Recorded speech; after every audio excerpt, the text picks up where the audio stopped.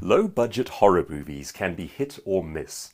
You don't actually need Avatar levels of affluence to make a great horror movie.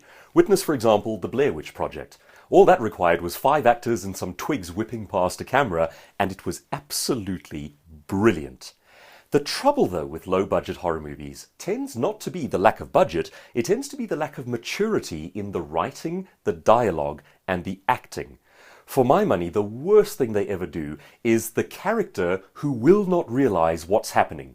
You've had 5 teenagers slaughtered in horrible fashion, and the next teenager is saying, "Mom, look, over there, there's the monster," and Mom's going, "Don't be silly," and she puts it off as, "It's a bad mood, he's under pressure, she's been under a lot of stress." And you think to yourself, one of 3 things is happening here. Either the mom has a very low IQ, in the wake of a trail of dead bodies. Or 2, the mom has bad intentions and she's okay with losing the teenager. Or 3, and this is of course what's really happening, the mom is a cardboard character. She is there to do nothing and to be an obstacle to the goodies winning. Now, the other day, my wife and I hit on a really good low-budget horror movie. It's called Aterrados, and it was a Spanish movie made in South America. It's all subtitles, but it is brilliantly done. And in one of the scenes, deeply creepy, a young boy returns from the grave, and his corpse ends up sitting at a kitchen counter. The mom has understandably lost her mind. She's in another room and she's virtually catatonic, and there this body sits. And the scene has 2 cops, the younger and the older one, looking at this corpse and trying to figure out what to do. There's a trail of footprints, of dirty footprints into the house, and there sits this dead boy.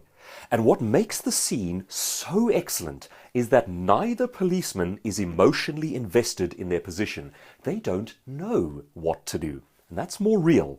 There's something more genuine about that, and it's a slightly higher level of writing. I love that movie. Now, let's switch track entirely, and let's talk about experts for a second. In my world, the world of experts and speakers and authors and business consultants, coaches and the like, it's immensely popular at the moment to see yourself and to market yourself as a futurist and to help companies to be future fit.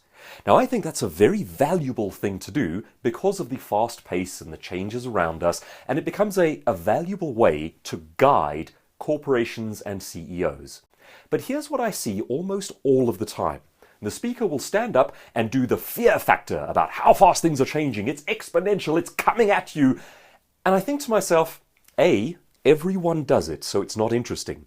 B, it doesn't sound to me like you're serving your audience, it sounds to me like you're scaring them. And C, perhaps the more mature approach would be to go like this. All right, folks, let's calm down, catch our breaths, and take a look at what's actually happening here. Certainly, it all looks very scary, it all looks very new, but here are some easy, considerable, mature ways of viewing this problem and of keeping your head above the water. Now, of course, there are futurists who do exactly that, and I believe that that's on a higher level. So the question I'd like to ask you is this. What's the obvious convention, the cardboard cutout horror movie way of doing what you do? What if you didn't do that? What if you were the mature, considered, grown-up option and you simply took them by the hand and showed them a better way? That's what they're after all. Avoid the cliches, don't be the cheap, low-budget dialogue version, and you could be the Blair Witch Project. You could be the breakaway success story that owns your industry, despite not having a big budget.